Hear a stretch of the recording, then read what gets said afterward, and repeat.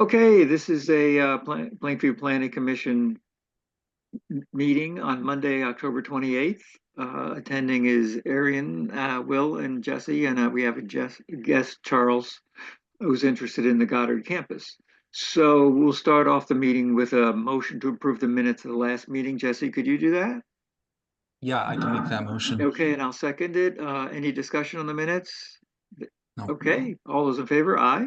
Okay. I, So our since we have a guest, I always try to defer to the guest. We have two guests, but we have one that is interested in the Goddard campus and what'll happen to that. So I was able to talk with Mike Davidson, get a little feel of what he has, what his intentions are, and his intentions seem to coincide with what the community would like in terms of housing, affordable housing, reusing the buildings that are there. Not He's a he's a renovator, not a builder. So he doesn't plan on building new buildings. He plans on reusing those. But currently the Goddard campus is in the rural residential zone, which is pretty limited in what they can do there, or what you could do there. So my proposal is to have a second village district that would just encompass the Goddard campus. It wouldn't be contiguous with the other properties around it. It wouldn't include the Greatwood or any of those nearby properties. It would just be specifically for the Goddard campus. We could call it Village District 2 or something, but to keep it simple, let's just talk about the village district encompassing that property. That would allow as conditional uses bed and breakfast, community facility, cottage industry, dormitory, educational institution, light industry, lodge, most importantly, multifamily dwelling, planned unit developments, recreational, commercial, or public uses, religious institution, retail or wholesale commercial services, which is another, if you wanted to have a restaurant there, or any kind of commercial operation, an event facility, which he mentioned specifically that he might have conferences there. They might do, small events and short-term rentals, which would be useful for his use of the campus. So that would be the easy. And discussing that, he seemed to think that would be enough to deal with what he wants to get started. And that's from a zoning point of view, it's pretty simple. It's been done in other places having non-contiguous zones. I'm hoping it wouldn't get a whole lot of pushback to have those uses. I, there probably will be, but I hope there won't be a lot of it. So Jesse, what are your thoughts on that? I think it makes a lot of sense.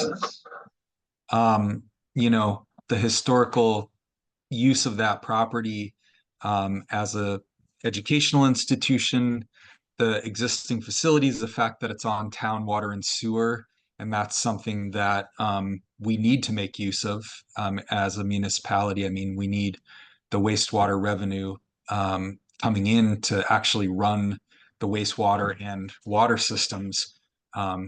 That's a tight thing financially. Um, and if it is an opportunity for more housing, I think just about everyone I can think of agrees that we need more of that. So, and I think it makes sense. It's proximity to Route 2 and 214. And it's sort of part of you know, a more or less a commercial corridor of Route 2, being very closely connected to the upper and lower villages of Plainfield. It seems like it passes all the tests I can think of for just redesignating it as another part of Plainfield Village. Yeah, I think so too. I did discuss with him briefly that we don't want to see the campus, become more important than the village. It sort of drains all the life out of the village, and he said he wouldn't want to see that either. It wants to complement the village, not replace the village. That's something we have to just, mention that that's not the goal here. We don't want to move the village out of the village. We want it to be an enhancement to the village, and he understood that. And he didn't see that as, I think that's just part of what it is in terms of how you make the proposal, that this is an enhancement for the existing village. And yeah, and you can walk between them, Yeah. and it doesn't need to be contiguous. So I'm gonna, Jesse, why don't you make a motion to that, just to add that to that the Goddard comp, so it's an official recommendation by the planning commission that the Goddard campus be included in the village district, or a separate village district be designated for the campus. Just a motion. And I mean, the motion is that in principle, we agree that it should happen. It's not a Yes. motion for technically how we're going to accomplish that. No, no, I think it's a motion. I'm gonna go to the Central Vermont Regional Planning Commission, and they're gonna draw the campus as the map. We're gonna say the village district is here and the village district is here. And And then that gets included in the yeah, draft and zoning, theoretically the interim yes. zoning And, regulations that we're and, looking to approve. and we take that we run it up the flagpole, see what happens. So Okay. just to So make that, yeah, I'm going to make a motion to have the Central Vermont Regional Planning Commission create a new zoning map that designates the Goddard College campus as village for zoning purposes, which will then include in the draft and potentially interim zoning regulations that are being looked at right now. okay. I'll second that motion. Any discussion between the members? Any public discussion? Charles, you can weigh in now just as a member of the public. I appreciate the opportunity. No, I'm very pleased to hear that the effort would be to integrate Goddard into the village, because I think when I was there, one of the things that always troubled me was that Goddard was sort of the little village up on the hill, and while it had some relationship to Plainfield, it wasn't always, how shall I say, the kindest relationship. So it would be nice to see that after all these years, the campus is actually going to be have a positive and complementary relationship to the village. So I pleased to hear this. Thank you for the chance to comment. Okay, thank you. So, any other discussion? All those in favor? Just two of us, Jesse. Aye. Okay, Aye. so that's a done deal for now. We'll see where it goes. I hope it works. I think it'll be enough to make it work. So the other item is the new, they call it the new neighborhood. We're just going to call it the neighborhood development area, which is an NDA. And we're currently, Arian and Sandy are working on a pre-application to meet with the Central Vermont Regional Planning Commission to see if we got the goods to make a real application. And Jesse, I sent out the pre-application material, Yeah. and there are certain guidelines that we need to meet. That the zoning, your subdivision or your zoning have to provide these certain conditions. We're stretching it a little bit on the application, but we're pretty creative. So, Aaron, you want to just give a quick rundown on that? Yeah, I'm sure. I'd be happy to Yeah. do that. Do you mind if I just screen just to sort of make sure, Yeah. I can show a couple maps just to Yeah, now, just it's a little bit clearer. yeah, I just got allow sharing screen. Let's see. Hope you know I can do it. Oh, nope, still says disabled. Can you do it now? Try it again. Yes. Okay. Great. So I'm just, let's see, does that work? Can you guys see Yep. that? Yep. So this is the parcel that we're talking about right here, and this would basically be added to the town. This is sort of saying the same thing that we kind of just said about the Goddard area, except in this circumstance, because the land is not, as I understand it, not really developed at all, we need to have a little bit more of we need to have a different process through this new neighborhood designation. And Will, correct me if I'm wrong, but my understanding is basically in order to do anything with this land, we either would need an Act 250 permit, an Act 250 exemption, or this neighborhood designation to do anything. And given that a permit could take a very long time and an exemption is currently tied up in sort of some, I would say, technicalities between the legislature and the Natural Resource Board for an exemption, that this is kind of our only avenue if we want to do something, let's say, in the next couple of years. Well, I mean, the Act 250 is 10 acres, 10 lots or more. So, I mean, you want to do more than that. So, yes, I think you'd have to go through Act 250, but the town zoning allows for a planned unit development, which gives you all the flexibility you need in terms of design. But if you triggered the Act 250 permit, the process would be more complicated. Yeah. Yeah, and yes. Okay, good. Okay, that makes sense. I think it makes clarified it more. So this, essentially this is the parcel right here that we're looking at. The land is owned by Bram and Erica. We have wetland delineation that I don't know if we've received the final map. I see Sandy, looks like she was able to join the meeting, and I don't know if she's gotten the coordinates from Brad yet, but I know that we are supposed to get those anytime now. And the hope is to connect this with the village. There's a couple, we're gonna have, next steps would be, in addition to this, we have to, in addition to the zoning issues, look at roads, access roads because of some of the slopes, and then probably also stormwater runoff. And those would be some of the key design elements before we would get into things like utilities, water and sewer. But the proposal could, if we move forward with this, the proposal, as I understand it, has to originate, the full and final application has to sort of originate from within the Planning Commission. This is just a pre-application at this time, that it hasn't even been reviewed yet by them. And the final application may require the town to make some modifications to the actual proposed zoning that's supposed to go before the town meeting in March. But relatively minor. And I actually don't remember exactly what those notes were about what would have to be designated, if Will or Sandy remembers that. Well, I think, Aaron? we'll know Friday, a little more detail. Yes, Sure. Amy. I wanted to just add, I'm wondering, one really key one that I think we want to be proactive with is the 1,000-foot maximum cul-de-sac length rule.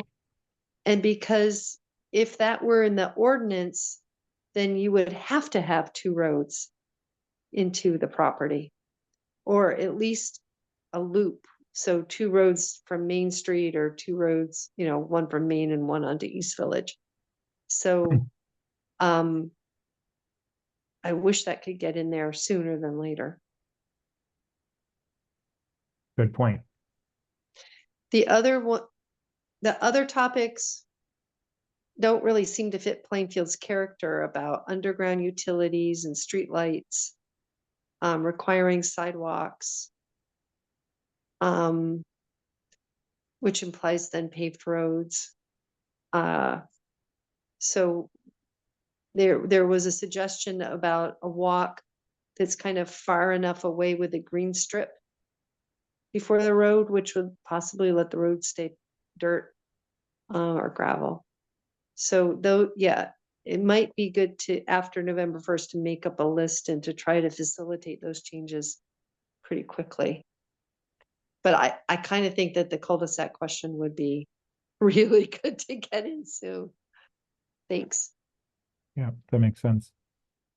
The other thing that I think I've talked to specifically George Springston and Rose, his last name I always forget, is I know that they're very interested in seeing a more detailed wetland mapping process for that property before, kind of as sort of a first step to get a more higher resolution understanding wetland designation and also slopes to figure out what the sort of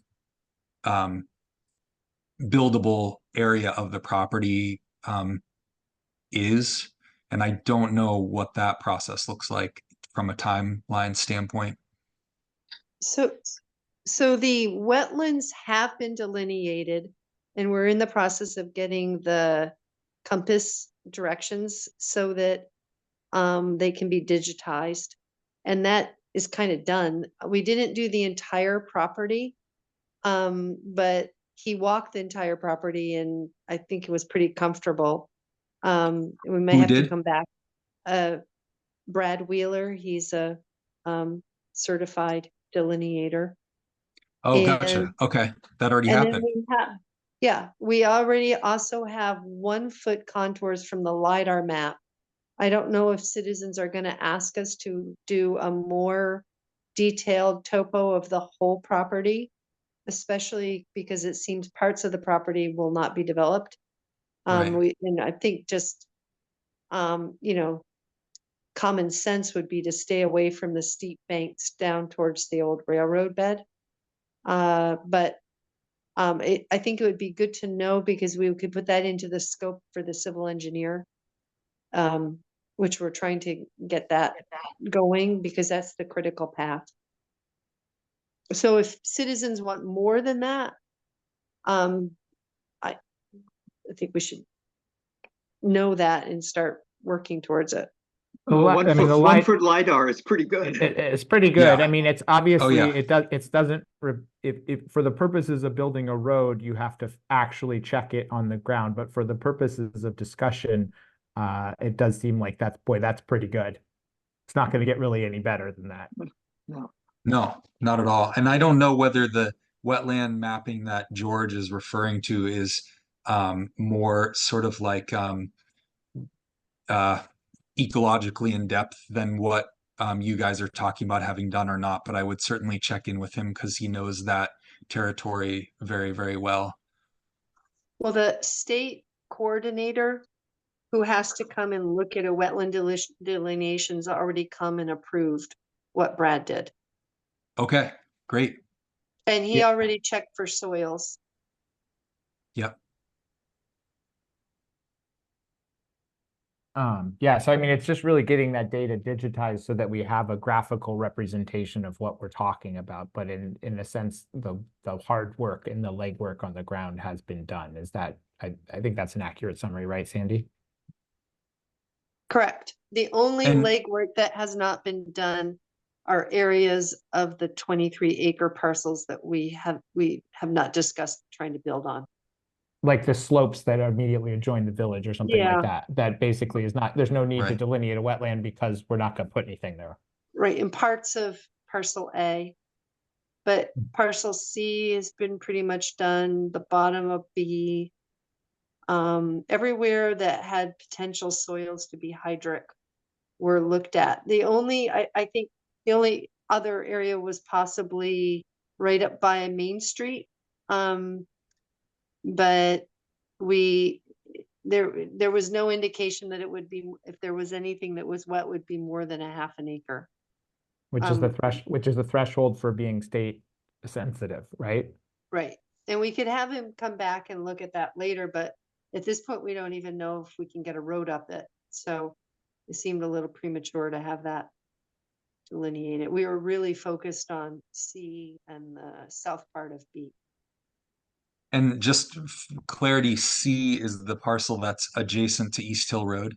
That's Yes. correct. Yeah, let Okay. me, I can just stop the sharing and pull up a map so that it's really clear. And, Can you pull up the soils map? oh yeah, If I could do, you I did could do today, that. That would I be could, the best, yeah. I'm just gonna show, let me real quick, just show C. And then I'll pull up the soils map. So you can see A, B, and C. Jesse, Yeah. does that come up?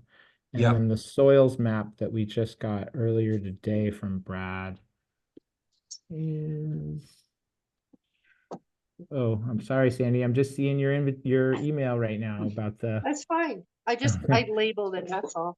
okay.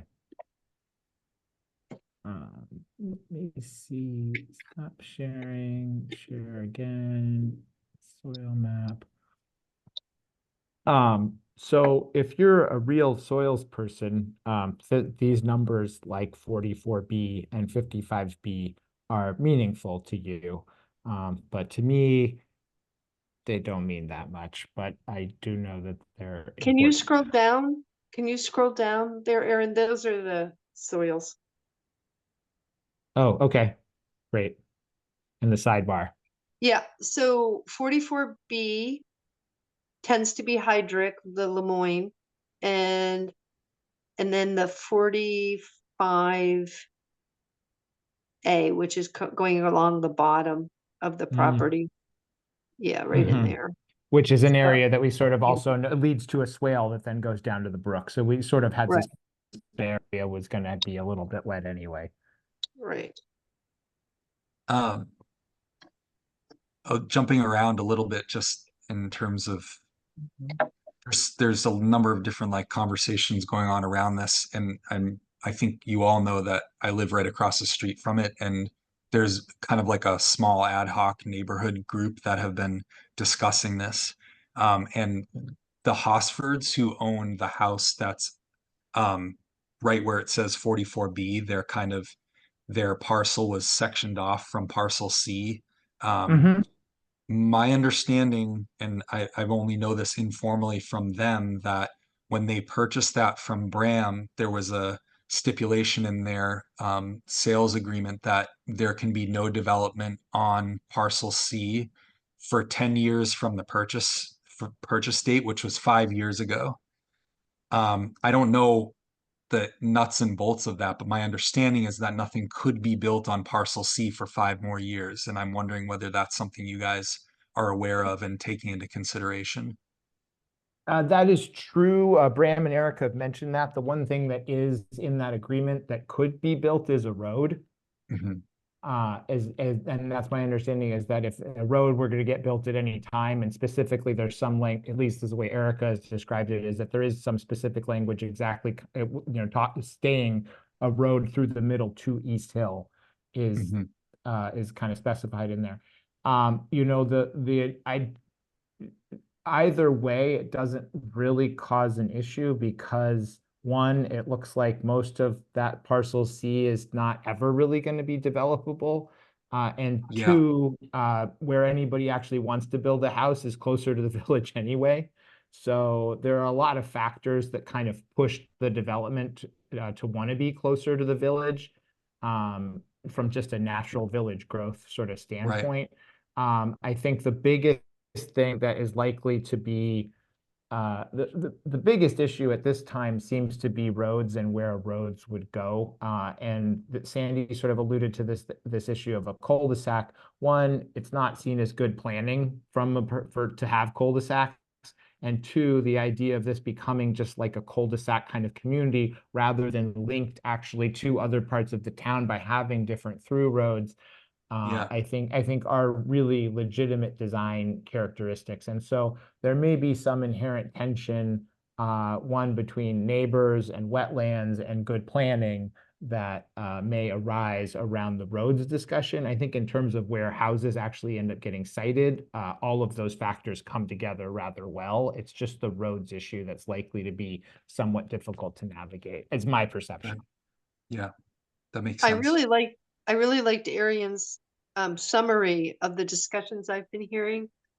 And I want to emphasize that people would like a new place to walk through that area. And so it Mhm. would really be for the public good to have through roads. Right. Mhm.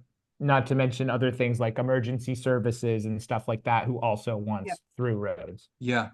And are the only real like limitations on having a road that connects from Main Street up to East Hill Road, the possibility that there is wetland that you couldn't put a road through, the cost of the additional footage, and what is the consideration that there's opposition to a road access from East Hill Road, or what's the limitation there? I think all of those, I would call them considerations. I wouldn't call them necessarily a limitation. And so, for example, if there's if ultimately there is a conversation about an East Hill road or a road that goes through to East Hill, I think it's going to be, well, what's the path through the wetland that causes the least harm and is also sort of the most palatable to neighbors? Because there is going to be some wiggle room. Like, is it 10 feet or 20 feet one way or the other? I think isn't going to make a big change, and even if it's not perfectly straight, does that matter? These kinds of things. Do we do some additional plantings to help screen it? And, what are ways of sort of mitigating that? So I think all of those are considerations. I mean, we would need state permission to put a road through the wetland, but that's also not something that is necessary. I mean, people are doing it every day.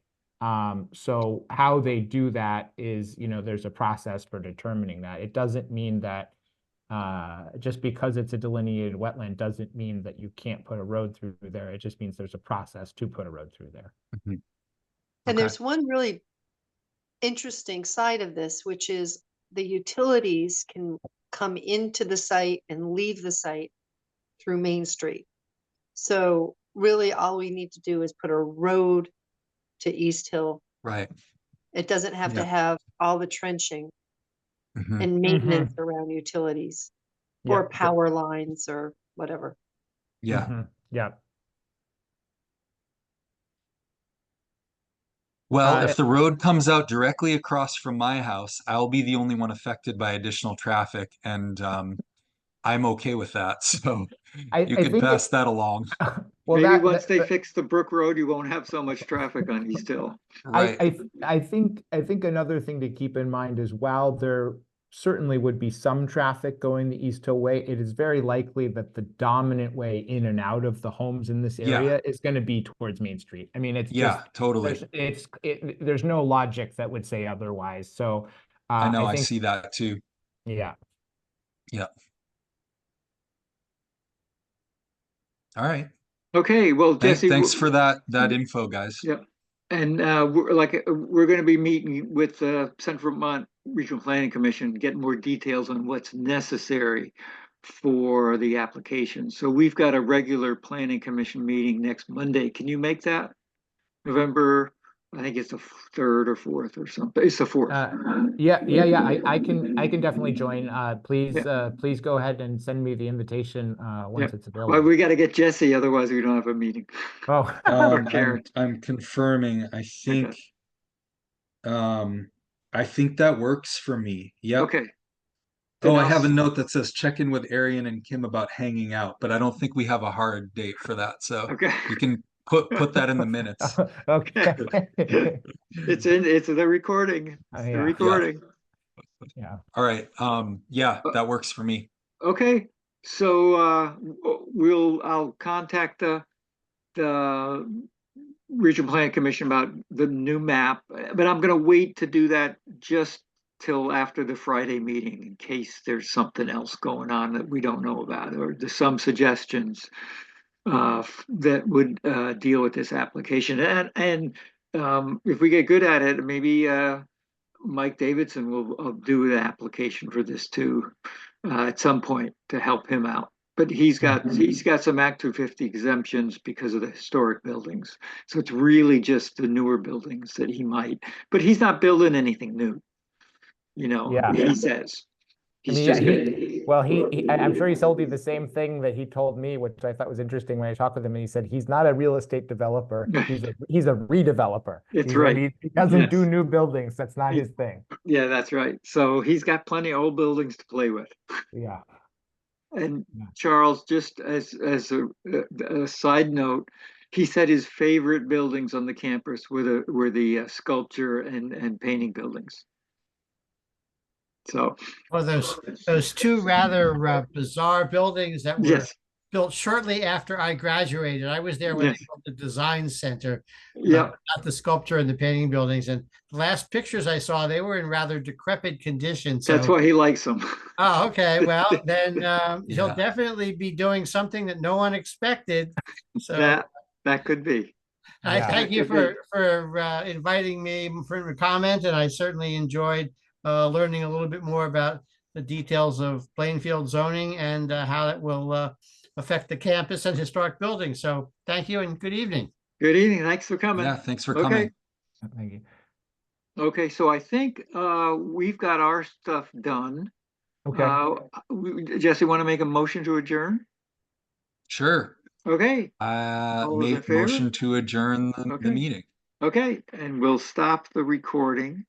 If I, oh, where is that recording? I gotta learn, pause.